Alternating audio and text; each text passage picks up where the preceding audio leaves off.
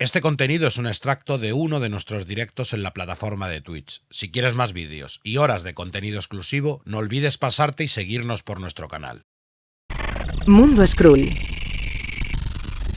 ¿Y tú? ¿En quién confías? Ya estamos. Pues muy buenas, Skrulazos. Bienvenidos a Mundo Skrull. Después de tanto tiempo, la verdad es que hemos estado haciendo pellas en estas semanas.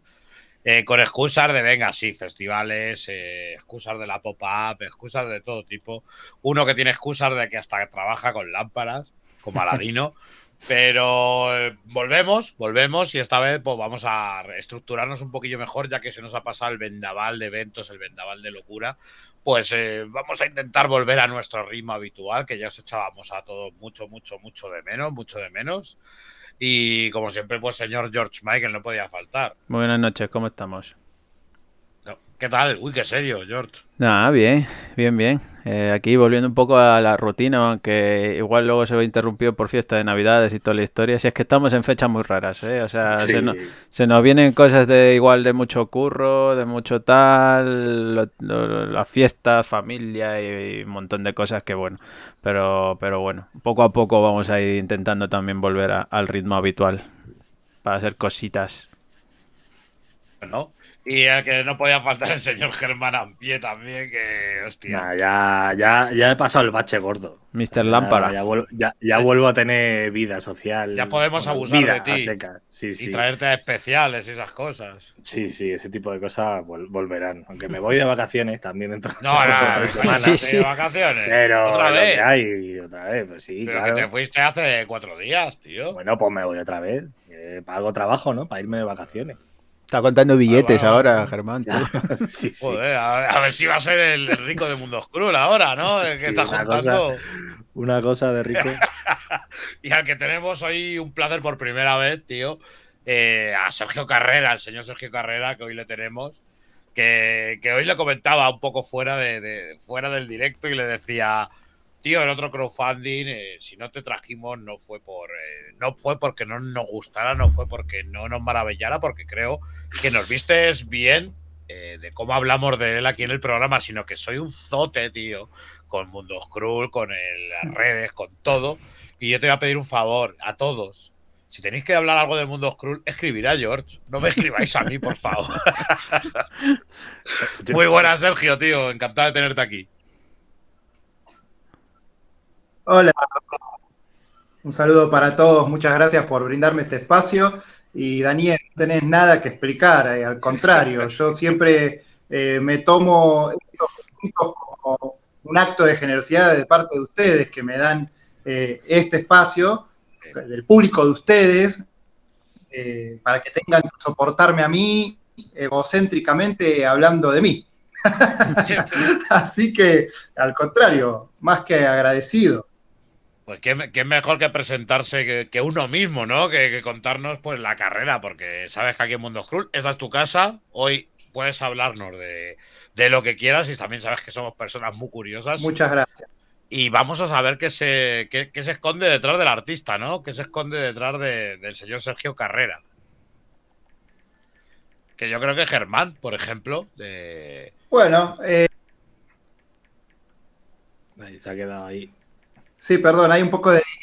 que seguí. No Sí, pasa sí. nada. Dime, Sergio, dime. No, bueno, les iba a contar a la gente que probablemente no me conozcan. 2 años que estoy publicando en España, recién llevo 2 libros publicados y estoy en busca de que el tercer libro mío llegue a librerías.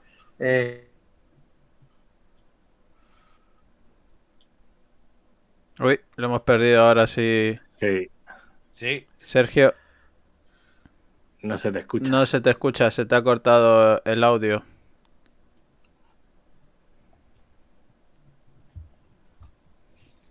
Sí, no te preocupes. Ahora no sí te se me preocupes. escucha, ¿no? Ahora sí, Ahora ahora se sí. escucha, ahora perfecto. Bien, no pude ni decir mi nombre.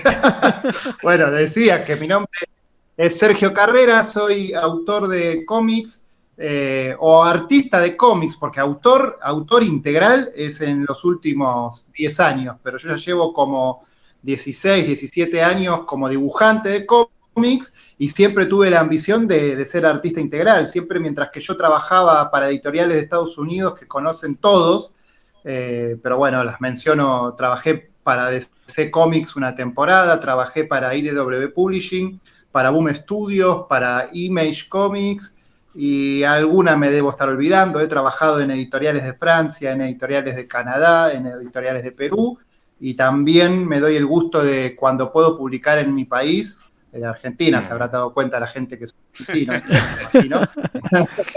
Y eso es algo que me causa muchísimo placer también.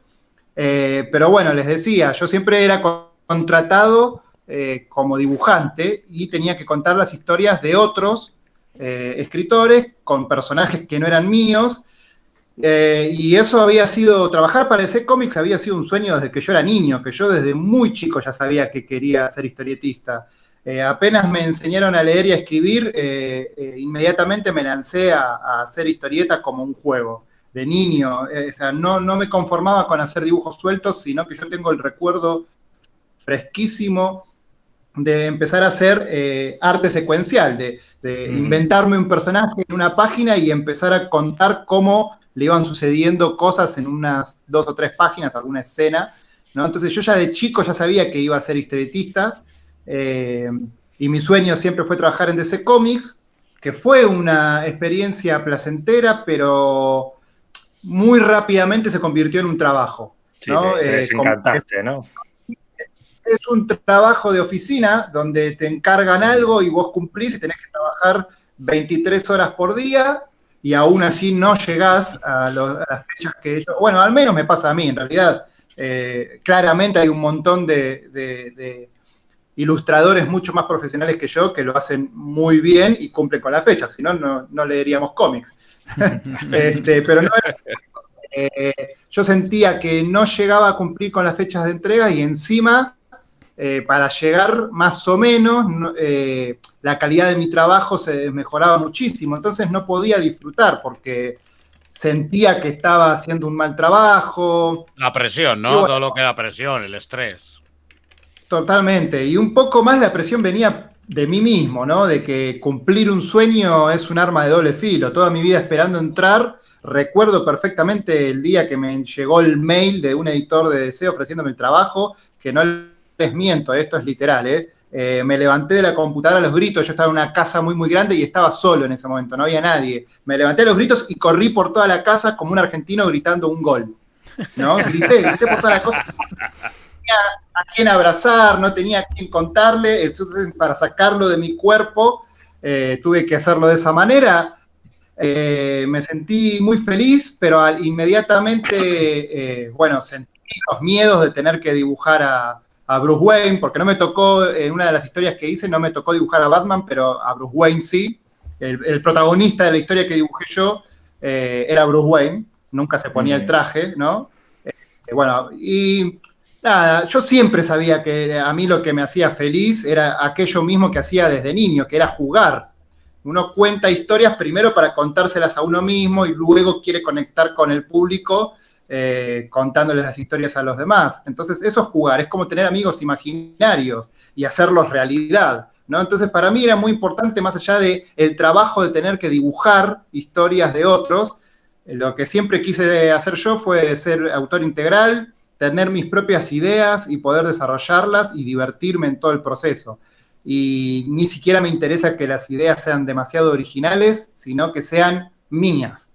Y bueno, pasarla bien, y me llevó muchos años, ahora que ya ven que tengo canas en la barba, podemos decir que con el paso del tiempo logré estar en el mejor momento de mi carrera porque pude entender el equilibrio de esa balanza que tenemos adentro todos, ¿no? Donde es una decisión muy difícil renunciar a esas editoriales que primero que pagan muy bien y segundo te dan una estabilidad, ¿viste? Si uno al público lo acompaña, tiene trabajo y ya está, se puede quedar ahí tranquilo que tiene un futuro asegurado. Sin embargo, yo ese futuro sentía que no me iba a hacer feliz.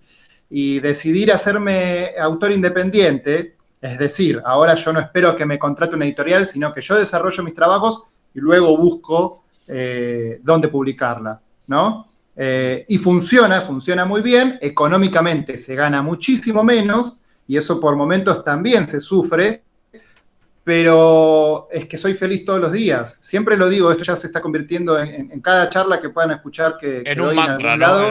En el mantra. Sí, que yo me levanto todos los días sin que suene el despertador, muy temprano, por ansiedad de que sé que cuál va a ser la página que me toca dibujar y me pone muy feliz, porque es salir a jugar, ¿no? Realmente es como que nos damos, los autores, en algún punto, no sé si todos, no quiero hablar, yo no represento nada, ni a los autores de cómics, ni a nadie, pero creo que algunos compartirán conmigo esa sensación de que todavía podemos estar en el colegio primario y salir a jugar al patio con nuestros compañeros, donde nos proponíamos que vos eras el policía, yo soy el ladrón, y la situación es esta, e improvisábamos. Bueno, crear historias tiene muchísimo de eso. Simplemente adentro de nuestra propia cabeza nos hacemos que todo tenga que ser más difícil y más complejo porque es más emocionante, ¿no? Al menos quien haya leído mis libros escritos y dibujados por mí, porque también he dibujado Toxic Detective, que tengo acá atrás, que fue el primer libro que escribí en España, pero fue con guión de Claudio Cerdán, y para mí es el mejor trabajo de mi carrera porque me hice fan de Claudio, y cuando uno está trabajando con alguien con quien conecta muy bien, porque aparte inmediatamente cuando él me pasó el guión, me gustó tanto que me adquirí sus novelas y las leí y me hice fanático de Claudio. Me encantan sus novelas también.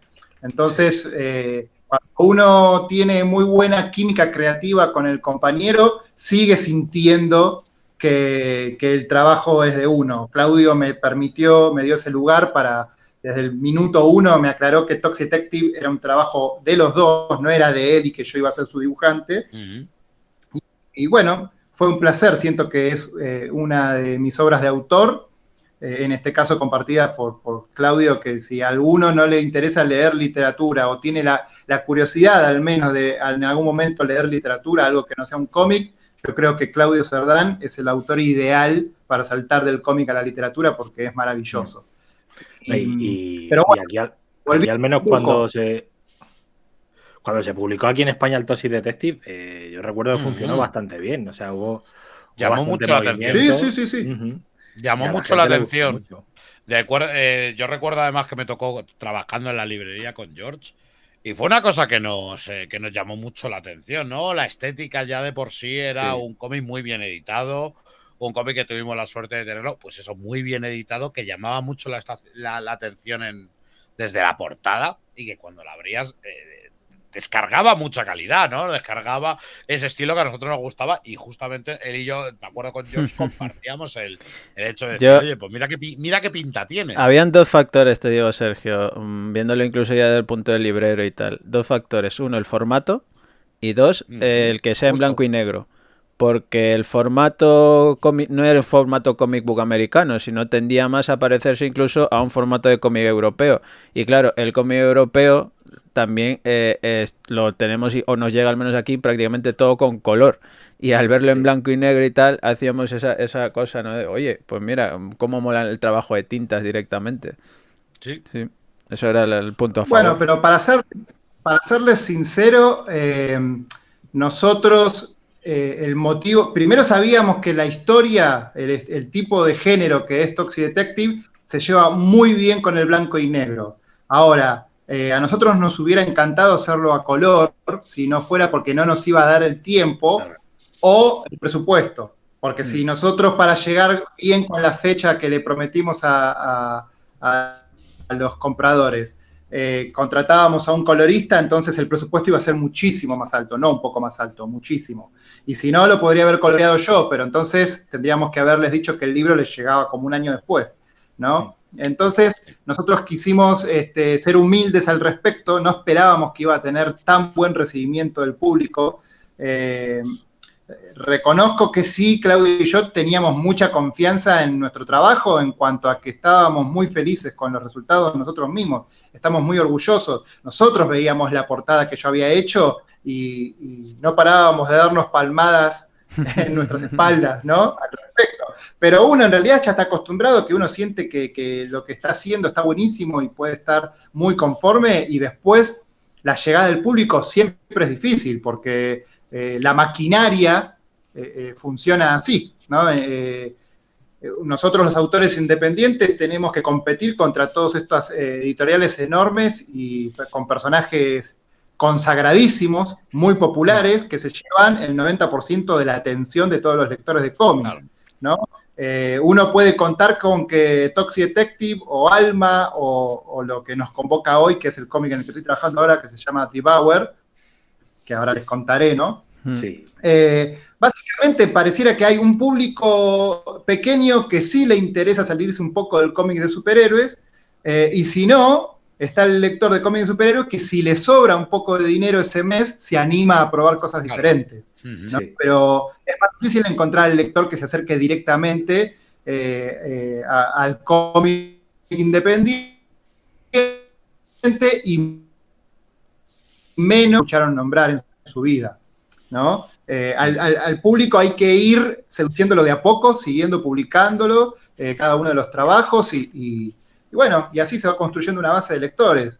En ese sentido, yo ya siento que en España ya tuve 2 experiencias hermosas, con Toxic Detective y luego con Alma, que es una historia. Alma es un libro mucho más personal para mí, porque son 3 historias mías, que son 3 historias intimistas, no son tan de género como Toxic Detective, ¿no? Si bien podría encasillar las 3 historias que conforman Alma en una historia de ciencia ficción, una de fantasía romántica y otra de drama bélico, ¿no? Pero la manera en que desarrollé las 3 historias hace que pase más por el interior de los personajes, el conflicto, que por cosas que puedan estar sucediendo a su alrededor, ¿no? Son historias que tienen que ver con entender al ser humano. Sí. Y, yo, por ejemplo, bueno, con la anterior, con lo que era Toxic Detective, me encantó mucho, me enamoró un poco el estilo.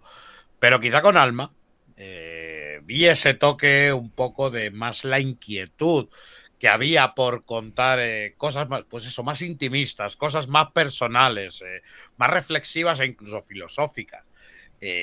Yo, por ejemplo, Alma, yo creo que es la obra que para mí sí que me mostró que eras un autor que tenías ganas de contar, que eras un autor que tenías muchas ganas de contar y de contar lo que eres como persona y las inquietudes que tú tienes. Sí, a mí de hecho Alma, sobre todo la primera historia, ¿no? Me recordó un poco a Sandman, ¿no? Esa manera de contar la historia casi como cuento, ¿no? Un poco te da ese tono a veces naif, pero que a la vez mola, ¿no? Que a mí me gustó mucho, la verdad.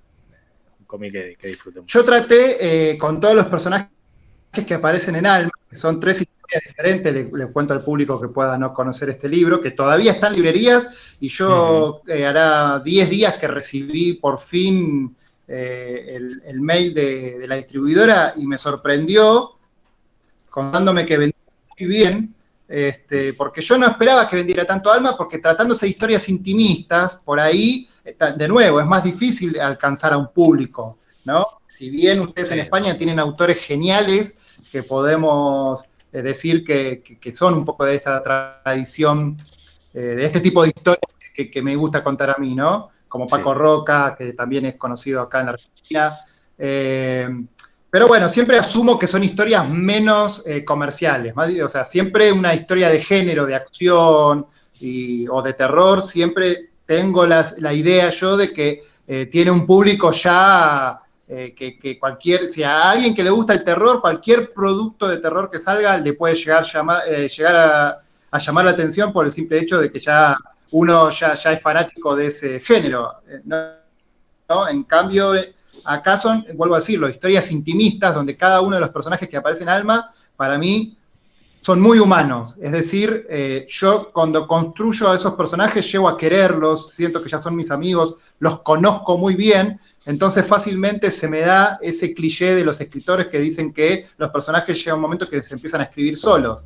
Y estoy totalmente de acuerdo, porque uno ya tiene que conocer tanto al personaje como conoce a un amigo, ¿no? Que vos sabés que tu amigo ante X circunstancia va a actuar de una manera y imposible que actúe de otra, ¿no? Bueno, mis personajes es lo mismo, ellos me decían a mí, yo les planteaba las situaciones y ellos me iban diciendo a mí cómo iban a reaccionar y no podía traicionarlos. Es imposible escribir algo diferente a lo que vos sentís que ellos te están pidiendo que cuentes, ¿no? Entonces, es una relación muy linda con la propia creatividad de uno, ¿no? La experiencia de construir una historia, tanto desde el momento del guión, como luego el dibujo, luego el color, es una experiencia muy diferente a lo que les venía diciendo hace un rato de que trabajar en un cómic como si fuera un trabajo.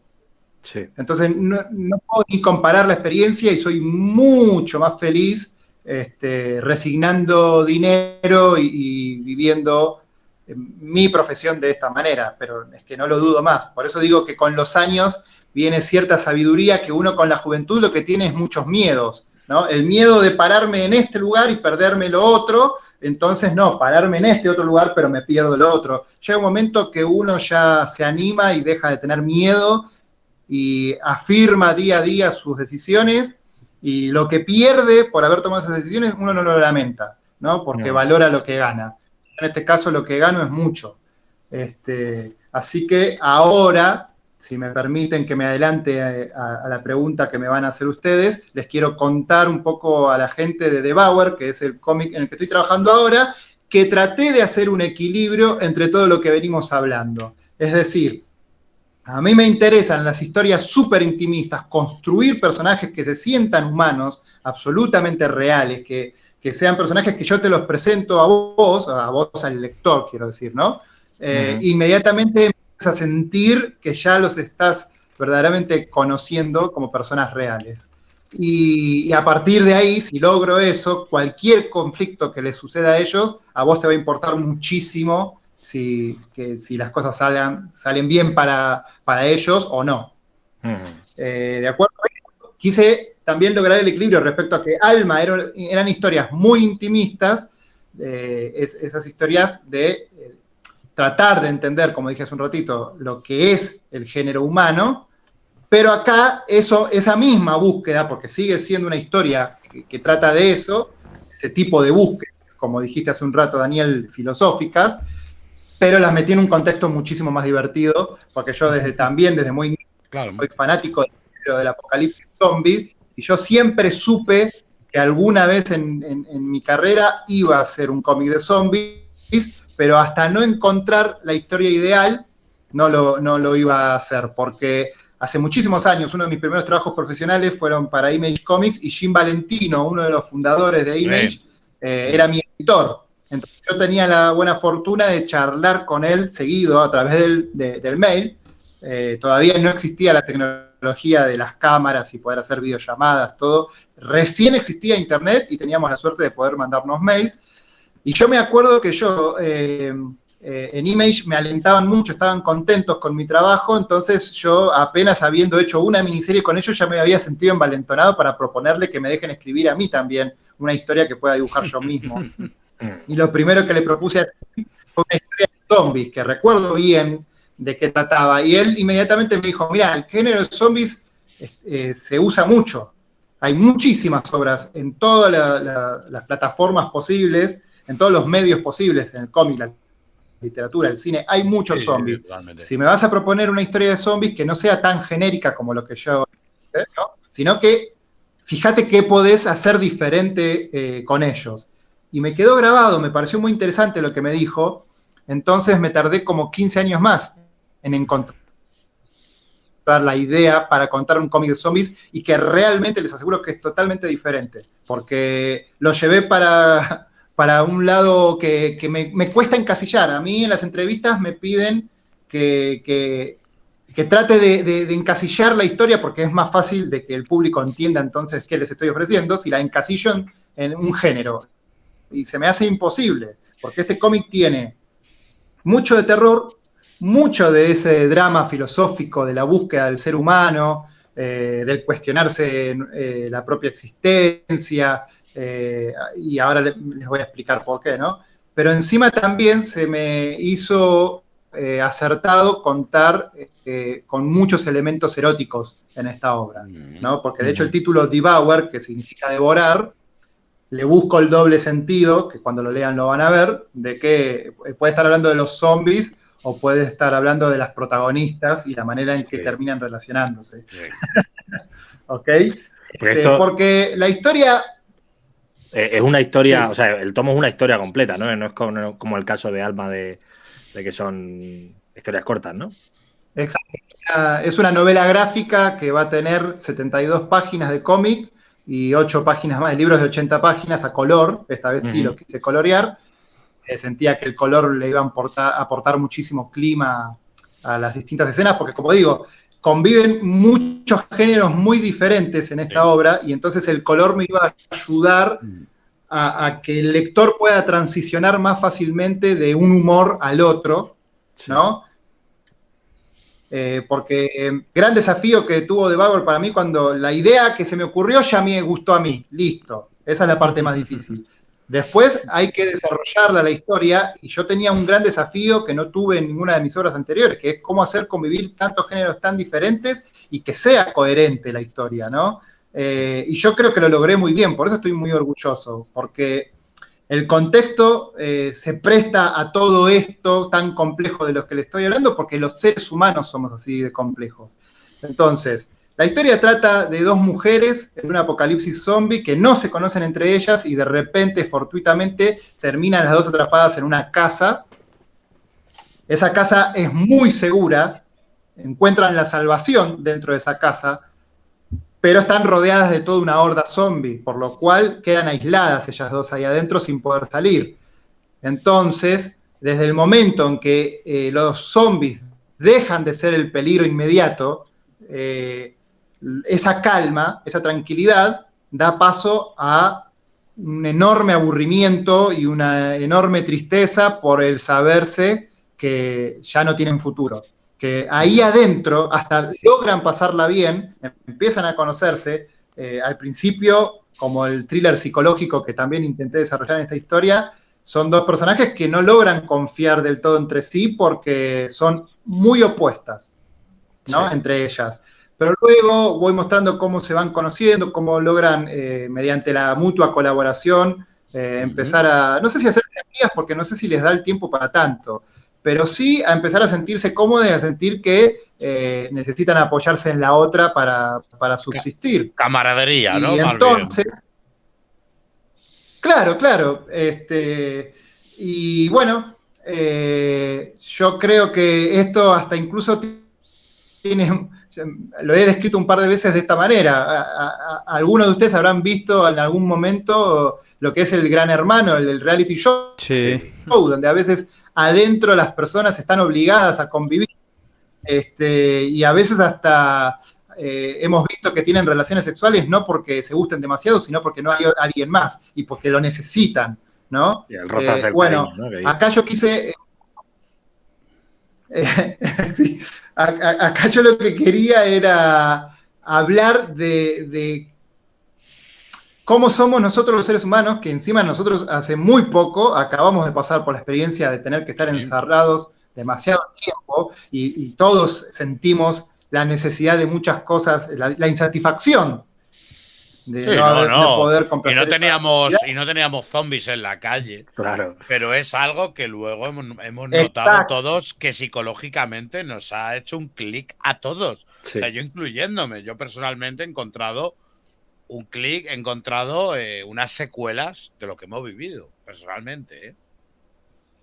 Exactamente, sí, totalmente. Y de hecho ahora que ya podemos decir que vivimos con normalidad, ahora están empezando a sentirse las consecuencias de haber pasado por esto tan traumático, que nuestra reacción inmediata fue normalizarlo todo lo más posible, ¿no? Bueno, de esto exactamente es que habla Devour, y de cómo nosotros en estos momentos donde pareciera que en el momento que los zombies dejan de ser el peligro inmediato, el aburrimiento es algo muy peligroso. Tener que llenar las horas sin nada para hacer es peligroso. Y en el caso de estas dos mujeres, para colmo, se les está acabando la comida.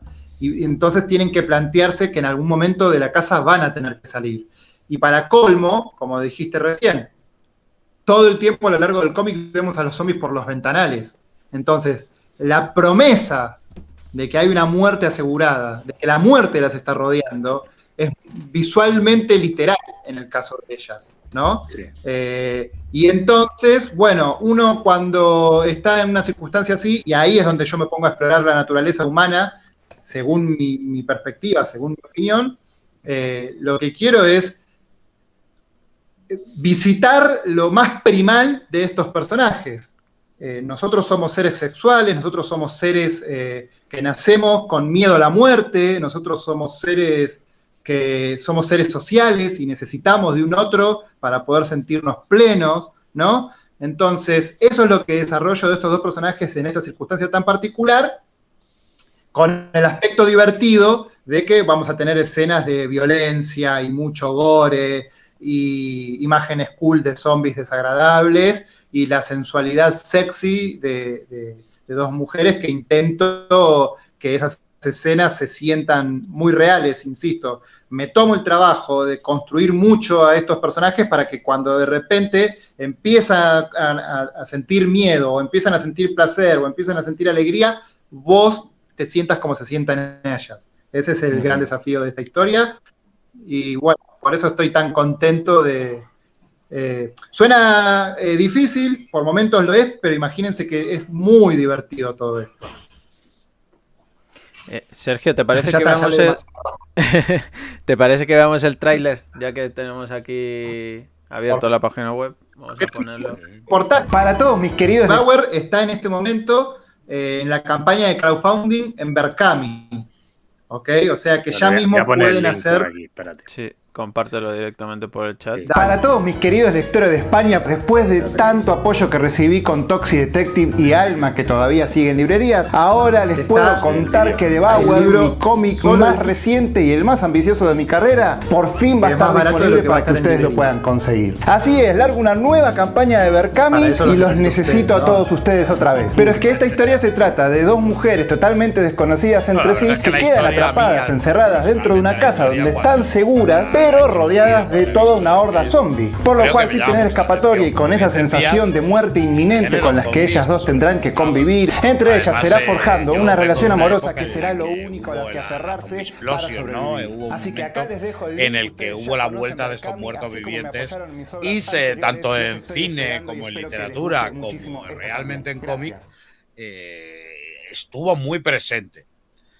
Y es verdad que ahora es uno de los géneros que estamos usando y muchas veces lo usamos como telón de fondo para expresar otros sentimientos o para expresar otras preocupaciones o incluso donde ya el zombie, donde ya el terror de ese peligro es muchas veces secundario y realmente el mayor peligro que tenemos es el ser humano y el cómo viviríamos ante una situación de aislamiento o cómo viviríamos una situación de peligro que nos hace casi convertirnos en muchas ocasiones en monstruos, ¿no?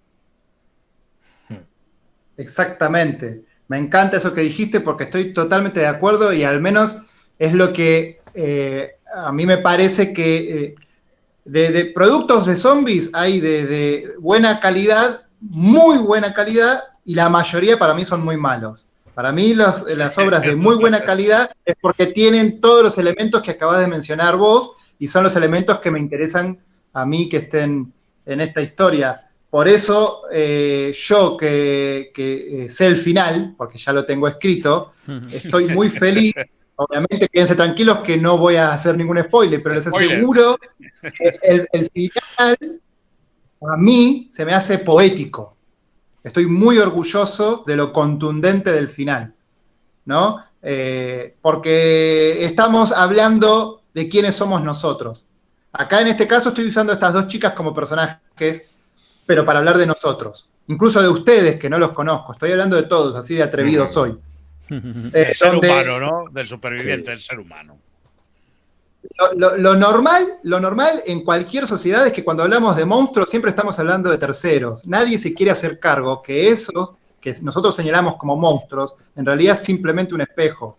Tranquilamente nosotros tenemos el potencial de ser un monstruo, como por ejemplo últimamente, en los últimos años, se empezó a hablar del Joker de esa manera. Antes era sencillamente un loco, ahora te están diciendo que es uno como vos y como yo, que simplemente tuvo un mal día, y que todos estamos muy cerca de lo que creemos de ser ese monstruo, ¿no? Si no nos hacemos cargo de eso, incluso me parece que tenemos más chances de convertirnos en monstruos, porque me parece que todos tenemos cosas, bajezas en nuestro interior, tenemos miedos, yo creo que la violencia parte del miedo y el miedo o el enojo, mejor dicho, parten del dolor, ¿no? Y si uno no procesa bien el dolor, probablemente empiece a hacer daño a terceros, aunque no quiera. ¿Se entiende? Bueno, de este tipo de cosas que me apasiona tanto hablar, uso este género tan divertido que es el género de zombies como medio para hablar de tantas otras cosas. Muy real eso que dices, Sergio, muy real. El tema, por ejemplo, que has puesto el ejemplo del Joker.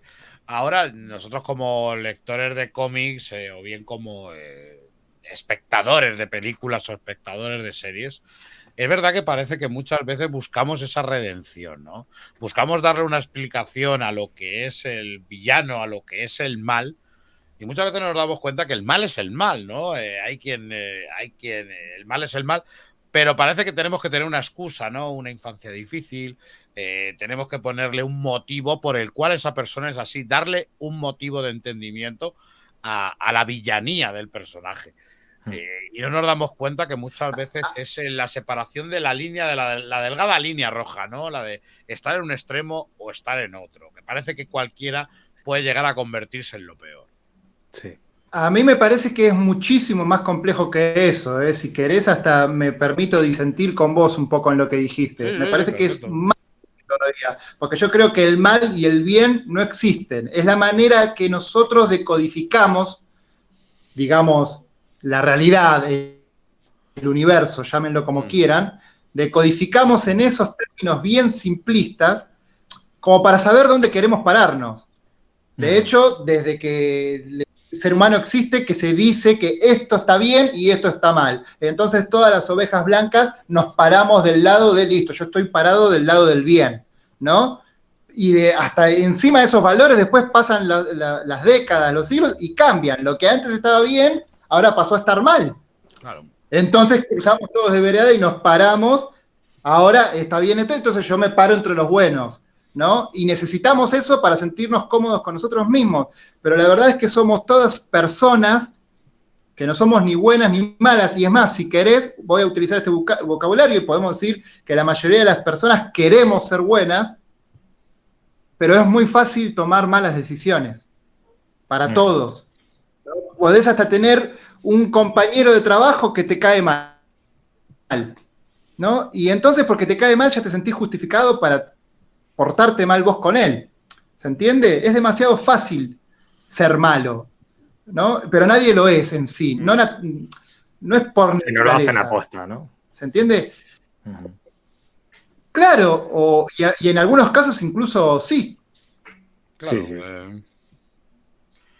Lo que pasa que es interesante. Es eso, bueno, por eso. A lugares que sí, digo que por eso. Tal vez me estoy alejando. No, que digo que por eso también nos es tan interesante cuando nos metemos en un ambiente, por ejemplo, en The Hour. Espera, Bruni, que creo que no se escucha porque está teniendo problemas ahora de conexión, seguramente. Sergio. No, creo que se ha caído de momento. Ahora. Sergio, que te hemos perdido casi los últimos 40 segundos. Ahí volví. Ahora sí. Ahora perfecto. Sí. No, ahora no. No, ya perfecto, nada. Perfecto, directamente se ha ido. Un zombie. Nada, es lo que tiene la conexión y de estar al pobre. Además que hay que decir que tenemos una diferencia también de horario, que tenemos una diferencia de... Entonces no sé si es más difícil ponernos de acuerdo con él y bueno, A ver si Y bueno, vuelve. mientras vuelve, Sergio, ¿cómo lo veis? ¿Cómo os interesa el tema o...? Sí, o sea, yo es que las otras dos de las que hemos estado hablando me gustaron mucho y yo con esta pues ya he picado. O sea, que a ver qué tal. Me llama mucho la atención lo del tema del sexo, ¿no? Lo haya metido. Porque yo creo que algo que cuando mezclas el terror y el sexo, lo que te viene a la cabeza, o al menos a mí, es serie Z, ¿no? Y tengo ganas de ver cómo supongo que se alejará de eso, ¿no? Y será algo pues un poco más profundo con lo que estás Ahora, diciendo. te volvemos a tener por aquí. Ahora veremos otra vez, Sergio. Mil disculpas, amigos, mil disculpas no pasa nada. No te ustedes preocupes. les vengo a entorpecer el programa con problemas de conexión. Nada No te de preocupes. entorpecer nada, Sergio, de entorpecer nada, tío. En resumen, lo que les quería decir es que a mí me gusta que a través de mis personajes hablar de este tipo de cosas, ¿no? Sí. No suelo contar historias de hombres buenos contra hombres malos, sino que me gusta agarrar, por ejemplo, estos dos personajes, que son estas dos mujeres, donde una es de la clase trabajadora y la otra, antes del apocalipsis, era de muy buen pasar.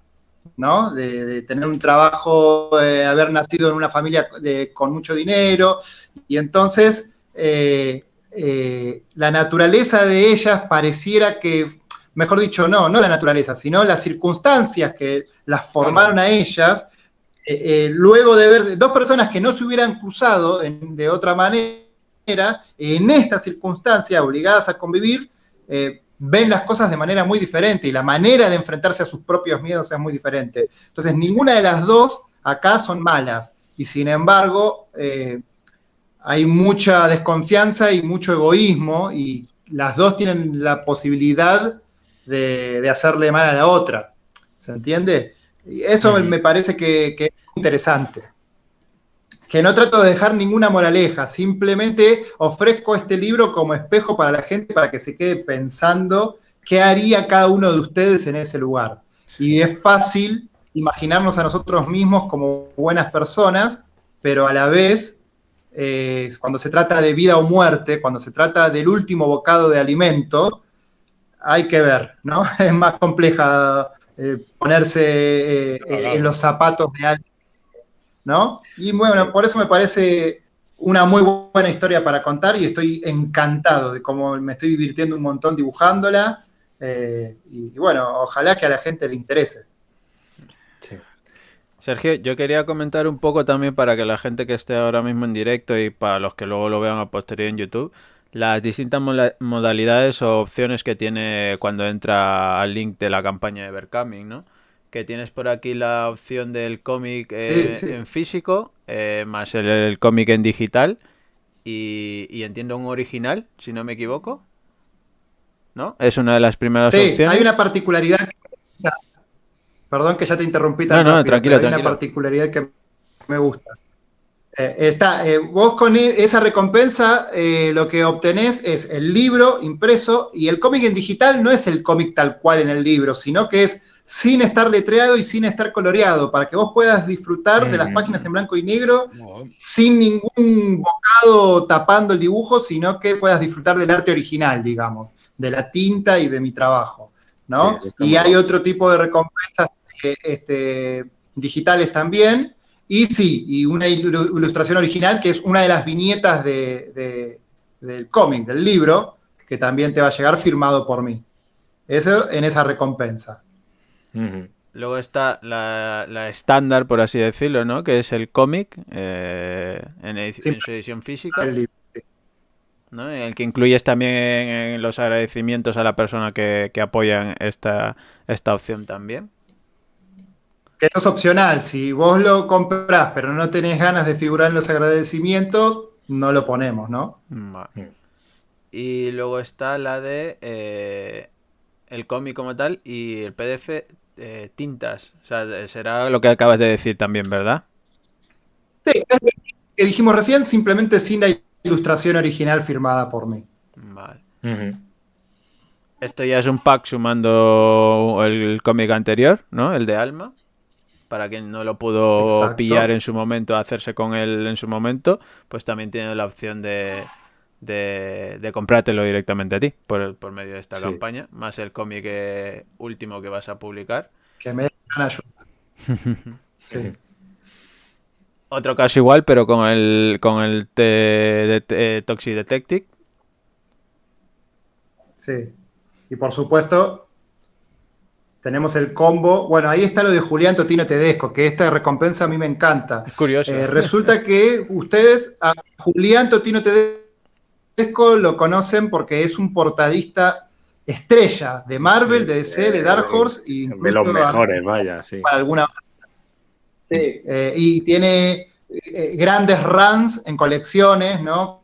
Como Action Comics o Punisher o los Thunderbolts, ¿no? Siempre le dan como una temporada larga. Y bueno, últimamente está haciendo de portadista alternativo de la serie de los Walking Dead Deluxe. O sea, viste que ahora están reeditando. ¿No?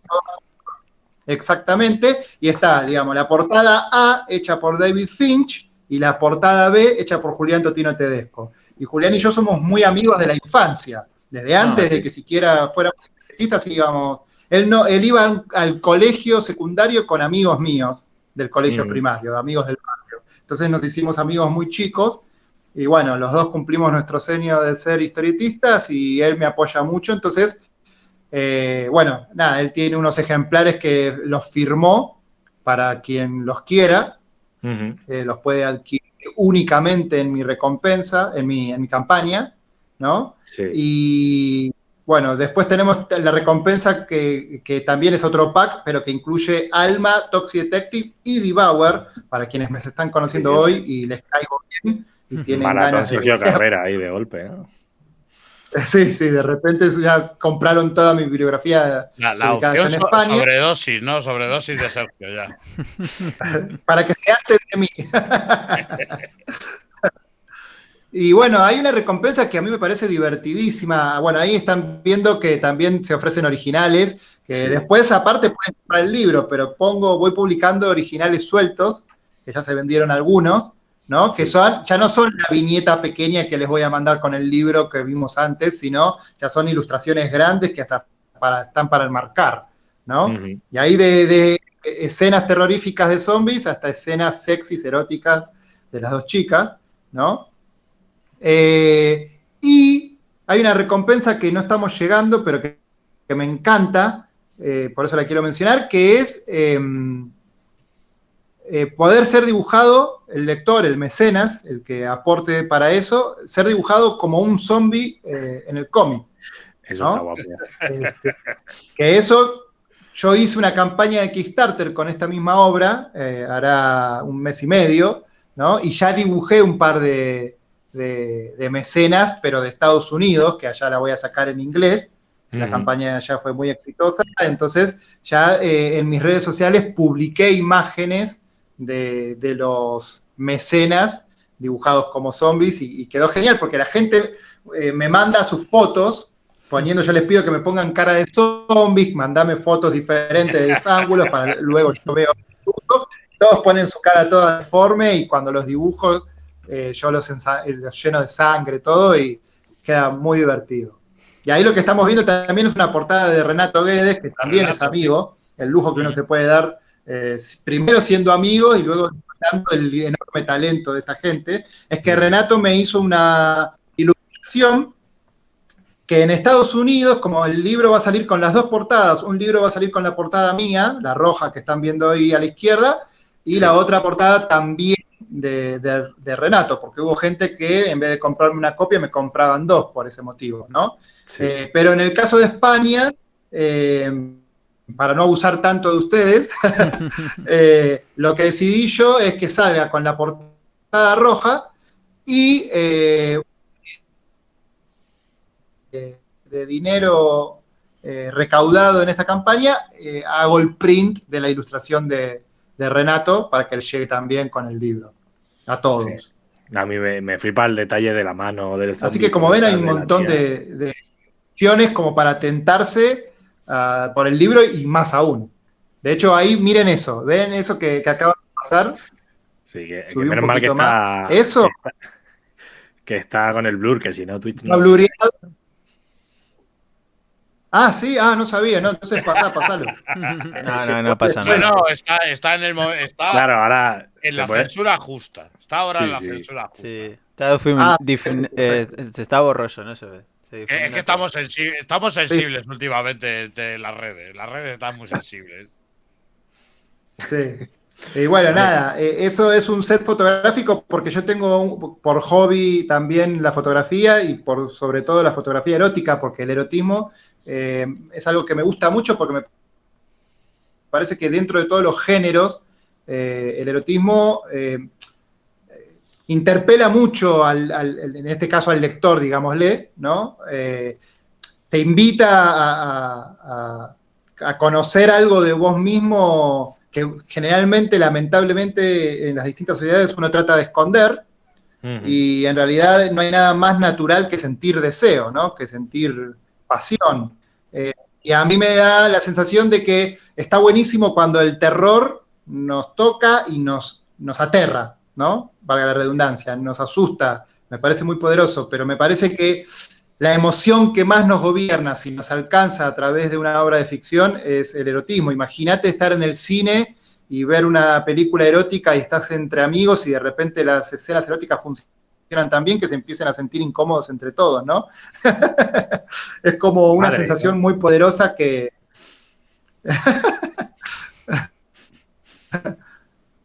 Nos banean. Así que bueno. Sí. Oye, no, y esta opción también para librerías, ¿eh? Hay, como les dije, muchísimas opciones.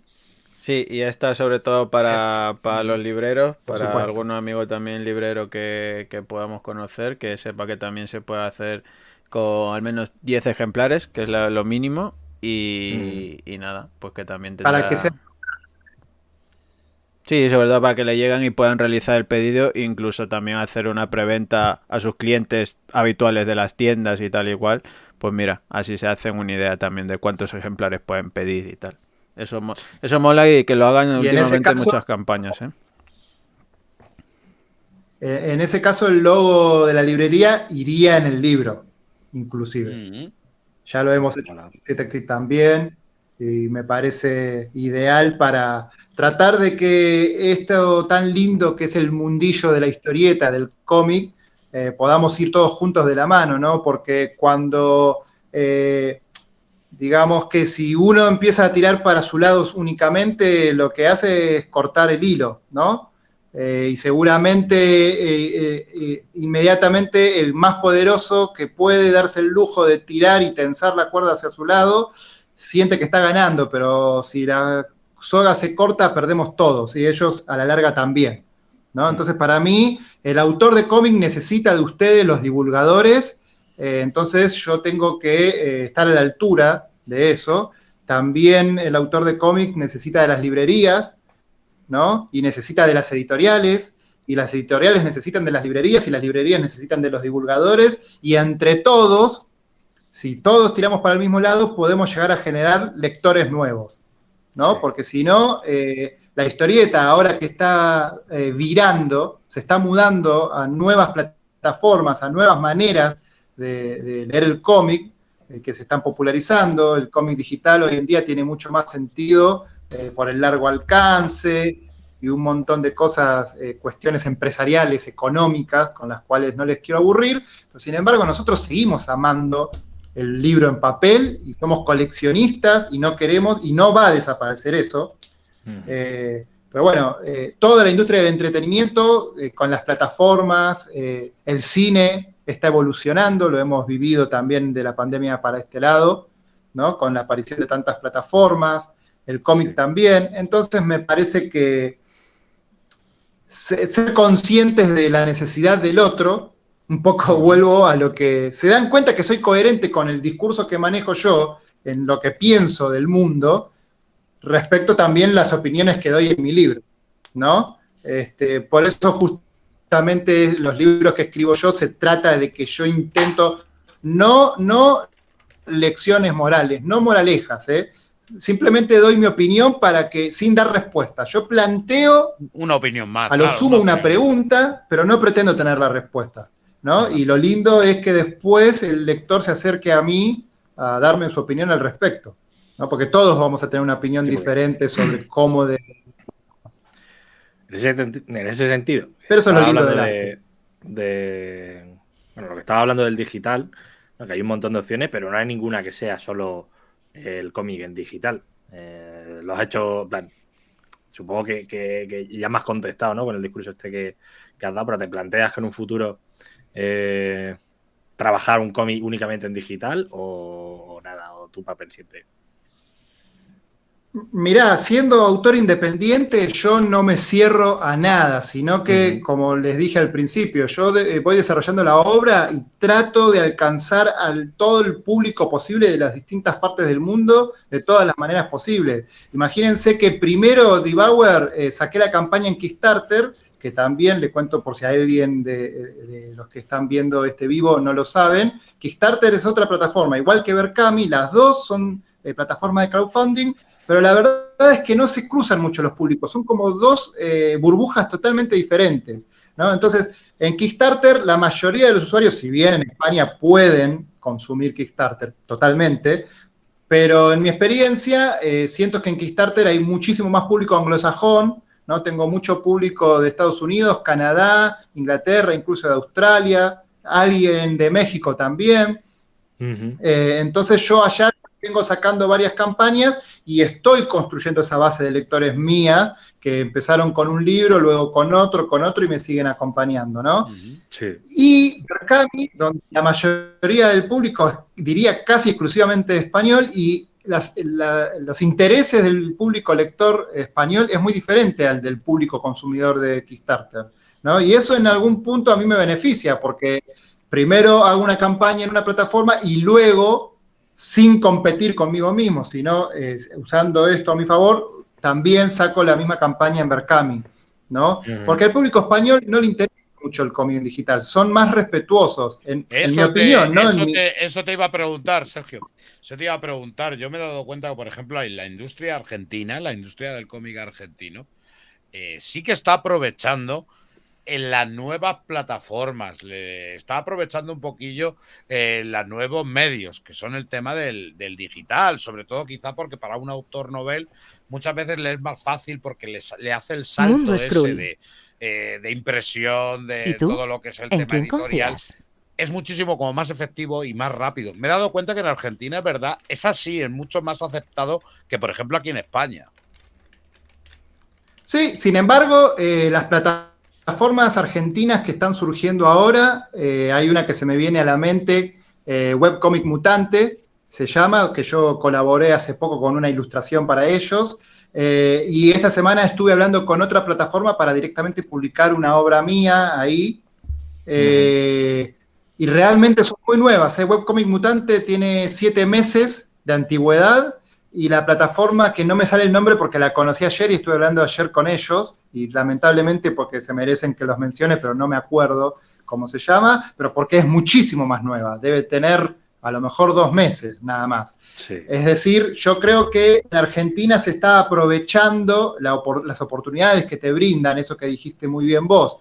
La distribución ya no tiene que ser en camiones, no hay que gastar combustible, no. Es automática. Todos tenemos el aparatito en la mano, simplemente apretamos un botón y el cómic ya lo podemos adquirir, ¿no? Entonces, eso populariza muchísimo más. Saliéndonos de los lectores de cómics que somos nosotros, ¿no? Que somos coleccionistas y amantes y fanáticos del cómic, que queremos el libro, a nosotros, para que esto funcione como una industria muchísimo más grande, necesitamos esos lectores que a lo mejor no sean tan fanáticos como nosotros, que no les interese coleccionar, pero sí les interese estar viajando en el transporte público y tiene 15 minutos libres, se descarga un cómic, lo lee, la pasa bien, y a otra cosa, lo borra y se va a trabajar, ¿no? Y eso también hace que la industria del entretenimiento necesita virar para ese lado. Y el cómic no queda fuera de eso. Pero también lo que sucede en la Argentina es el fenómeno muy atractivo y muy extraño de que, como ninguna editorial es grande acá, ninguna editorial que publique material original, ¿no? Porque después están las editoriales que en Argentina publican las licencias de Marvel, de DC, y todos estos personajes muy populares, y las editoriales que editan manga, que ya son editoriales ya bastante asentadas, poderosas, que hacen muchos años que tienen, pero lo que es el cómic argentino hoy en día, nunca vi tanta producción de cómic argentino, pero son todos pequeños productores, son todas editoriales pequeñas que trabajan 2 o 3 personas en esa editorial, ¿no? Y se editan, vos vas a un festival, porque yo estoy yendo mucho a estos festivales porque Toxic Detective se publicó acá en la Argentina este mismo mes, acaba de salir. Entonces yo ahora, el 10 de diciembre, voy a estar en la Comic Con presentando Toxic Detective. Y bueno, y voy a estos pequeños eventos también, donde está llenísimo de editoriales pequeñas, pero con grandes títulos, muy bien editados, de un montón de autores argentinos, pero como ninguna editorial es enorme y ninguna editorial es muy poderosa, uno conoce estos libros yendo a estos eventos y revisando los stands, ¿viste? Porque no es que uno por internet se entera demasiado, todavía no. Pero bueno, es un fenómeno interesante, porque el cómic en la Argentina llegó a ser muy poderoso. En Argentina hubo cómics que luego, dentro de un rato, les hablaré, porque ya les he mencionado algo antes de hacer vivo.